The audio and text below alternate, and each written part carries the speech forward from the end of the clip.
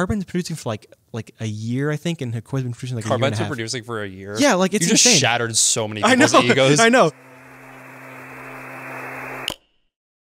First off, we're here in Chicago for the Underscores show, and this is your first show, correct? Yeah. Yeah. Okay, all right. So you ready for the worst goddamn smelling room you've ever been in your entire life? The Hyperpop Daily Show yesterday in LA, they were handing out like Hyperpop deodorant, but they misspelled deodorant on the label, so it says like deoridant or something like that. That's funny as fuck. Considering the fact that like you recently performed at both the Camp Boneyard and Daria Fest URL festivals, I'm wondering, has the thought of like ever stepping into the realm of like DJing or like doing a live performance like that, ever stepped into your mind or no? I can't picture myself doing it.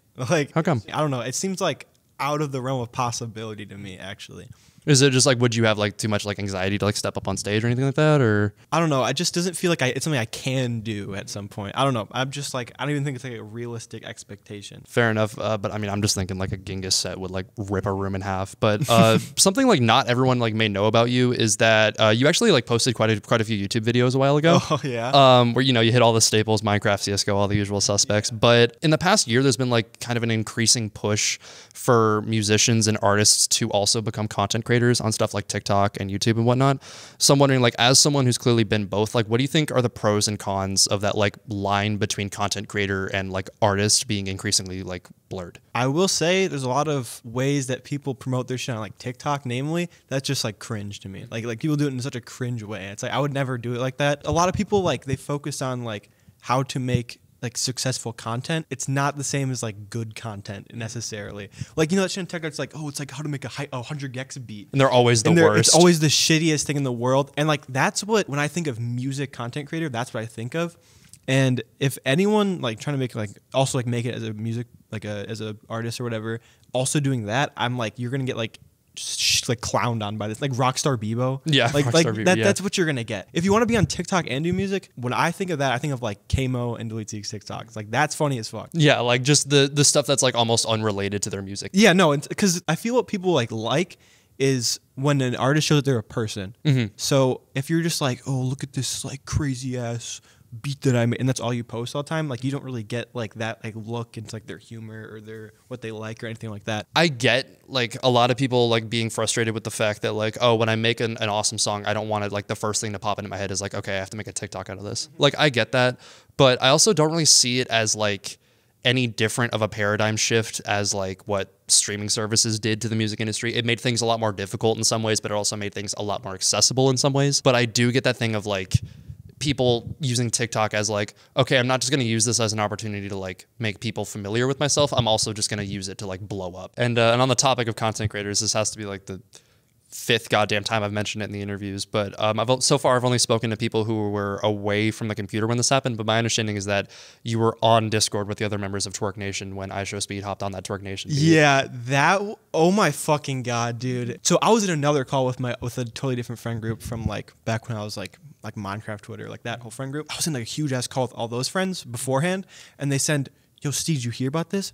And I was like, what the fuck? What is this? And they send the premiere for iShowSpeed Prod Twerk Nation 28. It said like before the song even went live or yeah, anything, no, you saw like... I saw the premiere, yeah. Oh my God. It was like 11 minutes from now, it'll go live. I'm like, what the fuck is this? And I send it in the Twerk Nation Discord. I think I was the first person to talk, or one of the first people to talk about it. I don't know. Mm-hmm. But I send it, I'm like, which one of you produced this? And everyone was like, I don't fucking know. Who did this? Yeah. I thought it was Nick at first because Nick just does a bunch of shit and doesn't tell anybody. Nick just kind of is like on their own shit all the time. When it actually happened and we heard it was the SZA song, everyone was like, what the fuck is this? Because even SZA was in VC, and it was crazy. And did SZA know about it at the time of... No one knew about this. And then also the Leroy song as well, right? But isn't that one deleted now or something? That one's deleted now. Yeah. Low-key, that one sucked. I don't even know how Speed found that. Yeah. Like, I'm not surprised they found the Twerk Nation one. Speed has like made some other stuff that was also Jersey. I don't know how you find a rhythm song from that, and then I'm like, I can go on that. Like, how the fuck do you do that? And then like, I love how he like shot a music video for it, released it, and then deleted it. And then deleted it like a day later. Like it's not like just like a drop on SoundCloud and then deleted it. It's like he shot a decent music video for it and then deleted it. But I feel like that was kind of like a wake up moment for a lot of the community to like realize like how far it can reach at times. Mm-hmm. So I'm wondering, like, has there ever been any like other instances like that where like you've like seen somebody at school like wearing merch from an artist, or like overheard a conversation where the like other people are talking about an artist that have like kind of put the put the true scale of the scene's size into perspective for you? Really, no, which is kind of why it's like weird to be here and why I'm so like shaky and shit right now, because I've never had that like gap having like a bridge between it before. There was one time like this one girl in my history class had a Lyrical Lemonade shirt, and like that's like a big thing already. So I was like, maybe they read the Twerk Nation article. I don't fucking know. Oh yeah, that's a good point, huh? Yeah, because like it's crazy how you're 1 degree of separation from the people that are like wearing Lyrical Lemonade tees or like stuff like that. And then you also mentioned on Twitter recently that you have some stuff with vocals in the works. So I'm wondering, like, has doing your own vocals always been an interest of yours, or is that something that like sort of stemmed from your involvement with production? It's always been something I wanted to do ever since I just kind of discovered the scene, really. And ever since I've listened to more of Nick's music too. Nick's like a big inspiration right now. A lot of the stuff I have in the works is like not even close to done. And I always feel bad because I've been saying since like October that I was like, oh, I'm gonna drop some with vocals on it soon, and like it's never done. But it's just like so nerve-wracking to do it, and especially since I have like 6 people in my house and I share a room, and now I'm not even in my room, I'm in the basement. It's like, what the fuck am I supposed to do? Can you explain the story for why you're in the basement? We talked about it a little bit earlier, but yeah, run through what happened to lead you to move your setup into the basement? My roof blew off of my house because it was really fucking windy. We're in the Midwest. Yeah. For reference, yeah. And then the roof took off my chimney as it was flying off my house. And then it was also raining that same night, and water started seeping into my fucking room, and we had to put like coolers and shit everywhere to collect the water. I was like, oh, we're gonna put a tarp on the roof, so it's like not that bad. But then water started pulling up in the tarp that was on the roof, and then it went back into the ceiling and into a like a boob light in my room. Oh yeah, one of the boob lights. Yeah. So I had to twist that off, pour the water out that was in it. It's like a little salad bowl. Like. Yeah, well, actually, it was like just like that shit. And then it was like dripping from there, and I was like, it was like 1 in the morning. I was like, Dad, we got to turn like the power off from our room, otherwise the fire's gonna fucking start. And the only other option was like either be in the living room or in the kitchen. I'm like, I'm not gonna fucking be in here when my dad's watching TV and making like chicken and shit. Like, what the fuck? I'm not gonna do that. I can't like play CS while I'm doing that. So I was like, I guess I'll be in the cold ass basement next to the washing machine. On the topic of production, what advice would you give to a producer who's like considering giving more like experimental EDM stuff, or even something like Jersey Club a shot, but doesn't really know where to start? Okay, do you specifically mean like Daria Core? I mean, like, okay, we're gonna get to Daria Core in a minute, so don't worry. But just stuff like that, or Jersey Club, or anything of the sort. I would say just listen to everything. I'm someone who listens to music like all the time, like every day. When I was starting doing like Genghis and shit, and even starting to do like Jersey Club, I would just download everything I liked and just listen to it over and over and over again, and like listen to it slowed down to like try to hear like details. You mentioned like shit. Listening to stuff at 75% speed. Yeah, do that. That's like my biggest tip to anybody, especially for the shit like I make. There's like so much like detail and stuff on that. Most of the time, like just listen to it slowly, and then you'll pick up on a lot of shit that you've never noticed. Yeah, it's like sounds and like different like little details that like kind of just like blur by when you're listening to it like actively, but when you slow it down, you like hear little bits and pieces. Yeah, and then as somebody like with somebody that's like new to the community and maybe wants to like give producing a shot, I'm sure like this scene skewing so young can be kind of intimidating. Like, I mean, we have like so many like 14, 15, 16 year olds like accomplishing some really incredible things. Like we have like Ellens and Fear Dorian, who have both done insane stuff by the time they're like, what is Lance like 15? Lance like just turned 17. Lance just turned 17, and then Dorian is 15 still, correct? Yeah, I think so. What would you say to someone who maybe wants to give producing a shot, but is sort of discouraged by like how young so many other people are and how much they've accomplished? Really just do it. I don't know what to say, because I've been producing for like, it's coming up in 8 years now, so I don't know. Really? So you've been producing since like 9? Yeah, like 10. Most of the people I talk to, like Carbine and Dashi Hikoi. Right. They've been producing, like Carbine's producing for like a year, I think, and Hikoi's been producing like a year and a half. Carbine's been producing for a year? Yeah, like it's insane. You just shattered so many people's egos. I know. You just fucked so many people up. I'm sorry, but that's true. And if you're just a creative person and you have the drive to make stuff that you like and that you want to make, I think you can learn anything, and like you can be where Carbine's at in a year. That's easy.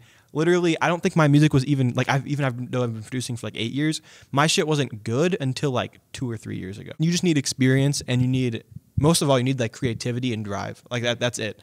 Like, don't worry about like how young you are or some shit. Like, it's fine. Like, it's just most of the time, like for most people, it's just a hobby that became something big. Mm-hmm. So just treat it like a hobby. When people hear like, oh, they've been producing for like 8 years, they've been producing for 9 years, whatever. Like, for example, K-Mo's been producing for like a decade. Mm-hmm. And the thing is that's not like sitting down as like a job. Yeah, exactly. It's like every once in a while giving it a shot. Like I'm sure they did music every day, but it's not like when people hear 10 years, they think 10 years as like a 9 to 5. Like that's not how that works. I've only been Genghis for like 8 years or for 8 months. My stuff like 5 months ago was like ass in my opinion. Like literally you can learn so much in just like a few months time, even like a week. On the topic of Project Files, I think you mentioned that like the California, I think Project File was only 20 tracks in total, but I know that there has to be some tracks that are, or some project files that are completely ruined. So I'm wondering what was the most like scuff project file you've ever worked in? My latest and my most popular are fucking like laggy as shit sometimes. They took like a day to make each, like 24 hours like in each one. I don't know if you know like how Ableton works, but everything in Ableton has to be like one track. Really? Okay, so you use Ableton. I thought you No, used I FL. don't use FL. I use Oh, FL. okay. Yeah, but I'm just using it as like a comparison. Like everything that you do in Ableton has to be like on one track each. If it has to be different, I think you have to make like a new thing. I'm pretty sure I've used like every instrument on like the same track at one point in FL. So like that shit would be impossible to do in Ableton. Like it's literally like if you show that to an Ableton user, it'd be like the most illegible thing in the world. I feel like there's a lot of debate amongst people who use like specifically FL and Ableton, but then there's like the 4 people that use Logic out there, like Yeah. and whatnot. Do you view like sort of each of like because like that being an interesting thing that like FL can do over Ableton? Do you view each of the DAWs as like things that are like maybe like objectively like there are parts that are like objectively better than each other, or do you think they're all just like tools to get the same job done? A little bit of both. I've never used Ableton before. It was like once, like a few years ago, I used it and it was weird as shit. But there definitely you can do anything you want and anything. Like don't like worry too much about what you're using, what you have been using. Like if anyone's actually like trying to shit on you for using FL and not Ableton or the other way around, like they're lame. Like don't listen to that.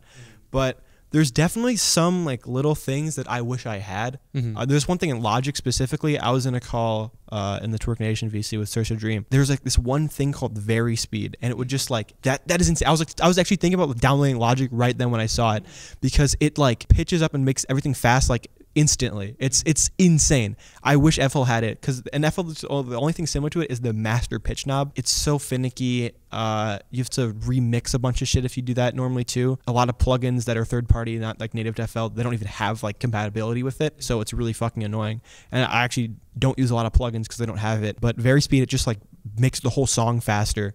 It seems so much easier to do, and it like you can produce a song in the same key that your vocals are in, and then speed it up live in the project. It's insane. Like I wish I had that in FL, but that's like the only thing that I could think of that it's actually like objectively, in my opinion, better than like FL. And then you mentioned recently in a SoundCloud comment that you sometimes struggle with like not rushing songs and like actually putting in the effort to like really flesh out all the ideas you have. So I'm wondering like where does that like desire to sort of like rush music out come from, and like how have you overcome it in the past? First of all, you're reading my SoundCloud comments, bro. I read. Okay, well I didn't read all your. You can rest easy knowing I didn't go too far back in your Twitter because you have like 45,000 tweets total across both your accounts.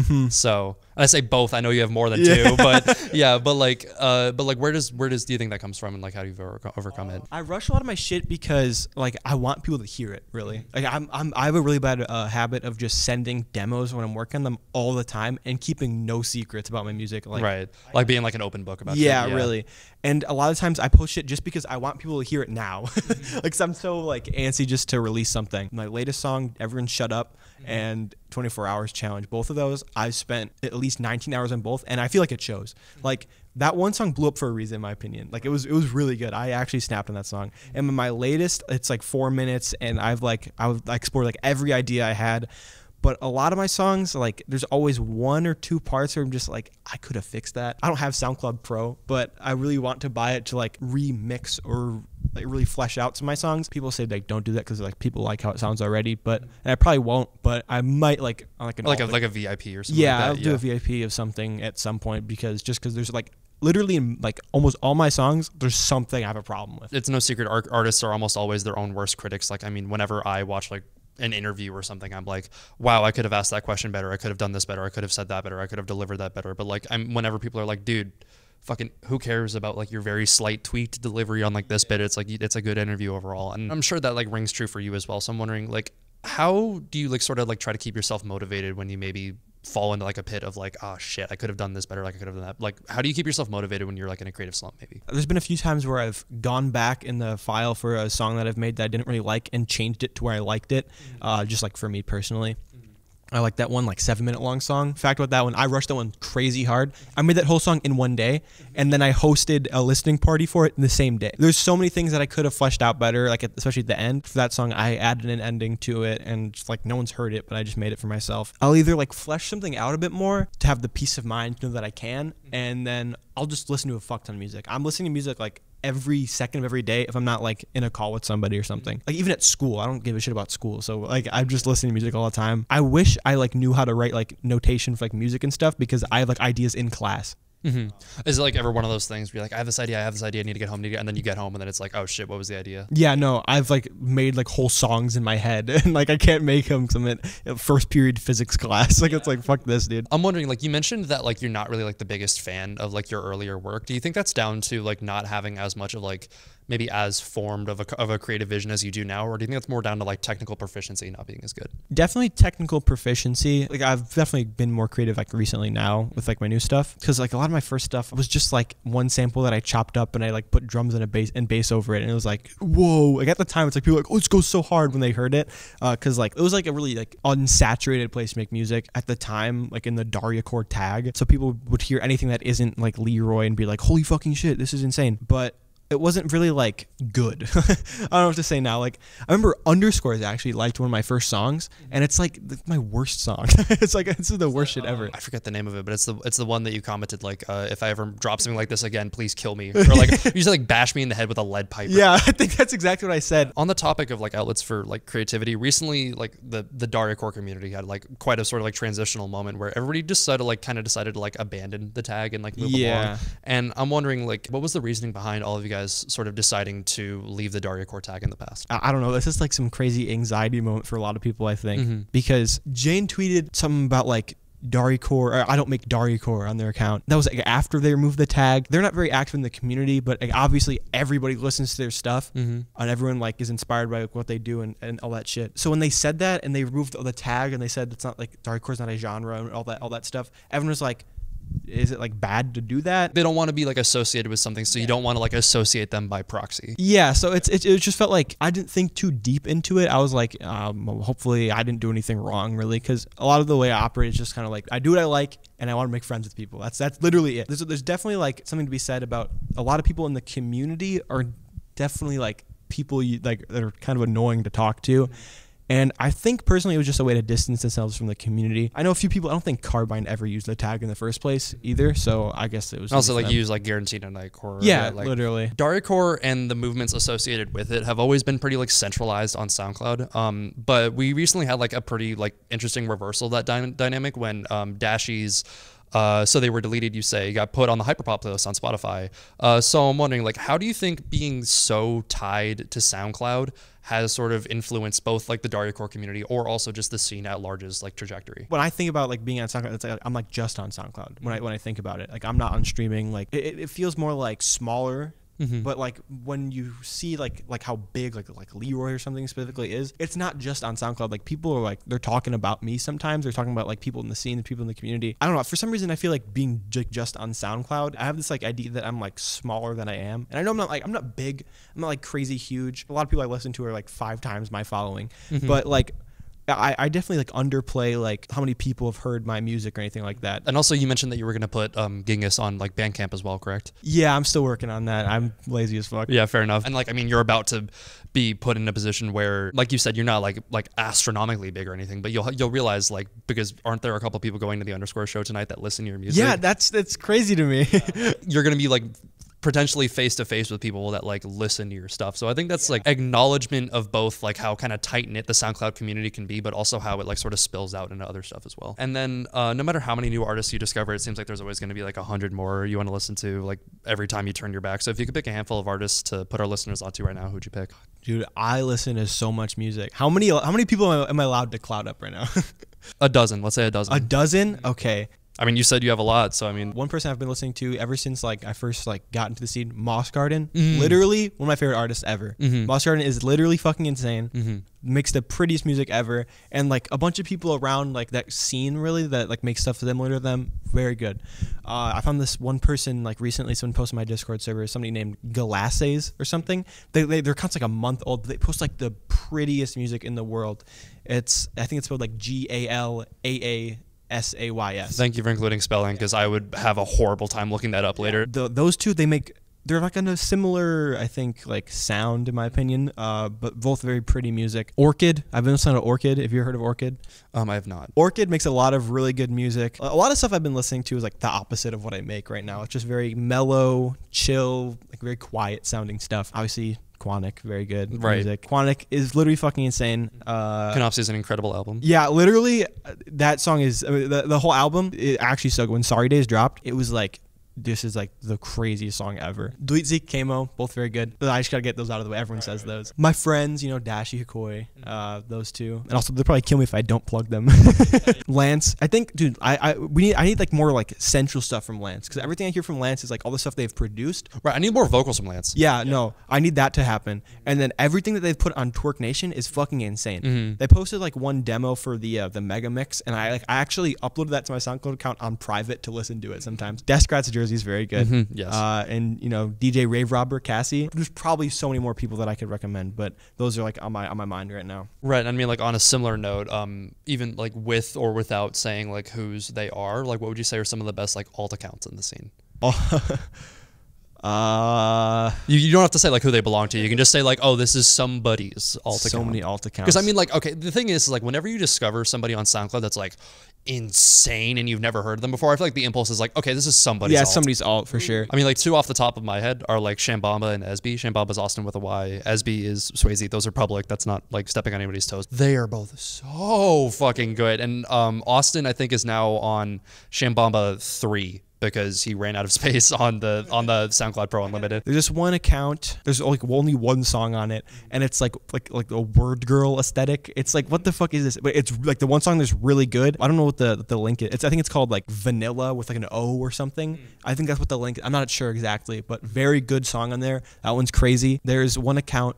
It's like SoundCloud.com/Lego Inc., which is like, it's like Lego aesthetic. It's like, what the fuck? How do you make Lego music, dude? And there's one account that's like themed after SpongeBob. Like what the fuck? I fuck with it. Are there like little like SpongeBob like shit like sprinkled into the there's music? There's like SpongeBob samples in there. Yeah. There's one fill that was like the bubble sweep when it like goes down to like the Bikini Bottom. That was insane. When I heard that was insane. Those three are like probably alts, but I don't know who the fuck they are if they are, and they're insane. Watch this interview age horribly in like 3 months when those both get exposed as like Zeke alts or something. All of them. Yeah, and then also while we're at it, I don't think I've like mentioned this in any of the interviews before. There's an artist or maybe alt. They're too good to be like. It's called I'm on that weird part of YouTube again. They like briefly read. Yeah. That like yeah, I know. Like I don't know who they. I don't know who that is. They have a Twitter. They have like I've done research on them. If they're watching this right now, you're insane. If they're like just a person like making music, then like all to you. But you're so good that I think you're like an alt of somebody insane. Despite how much of your catalog is self-produced, I can imagine there's plenty of people that you want to work with at some point. So if you could pick a handful of artists to like collaborate at some point in the future, who would they be? The big three that I want to work with, like Kamo. Kamo is so fucking good, dude. I'm not really like in my like vocal like sound. I need to experiment more with that before I drop anything with that. But like, if I could go on a Kamo beat, that'd be insane. I love Kamo's like music and stuff. Or if Kamo can go on like a thing I made, that'd be insane. Kamo, Delete Zig, obviously that shit. But also like mainly Nick and Carbine. I want to collab with both of those. Those two.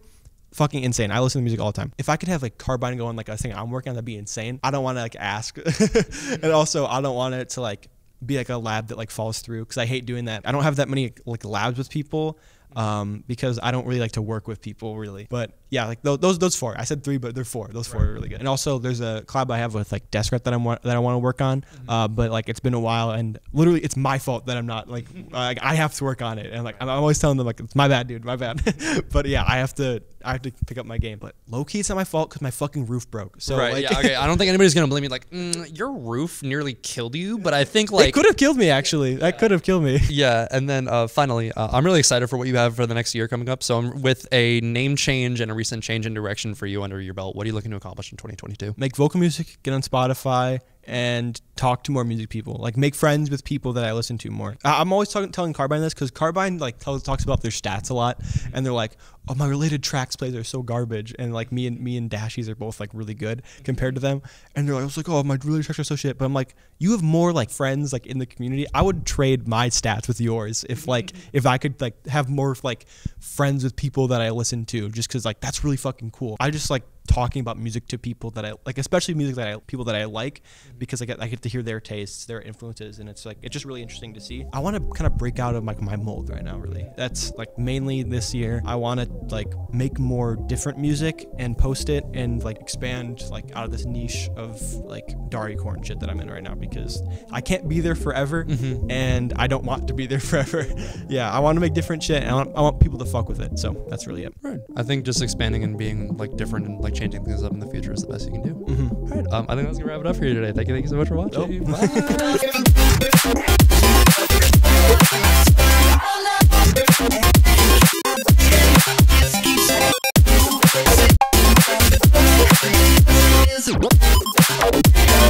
Bye.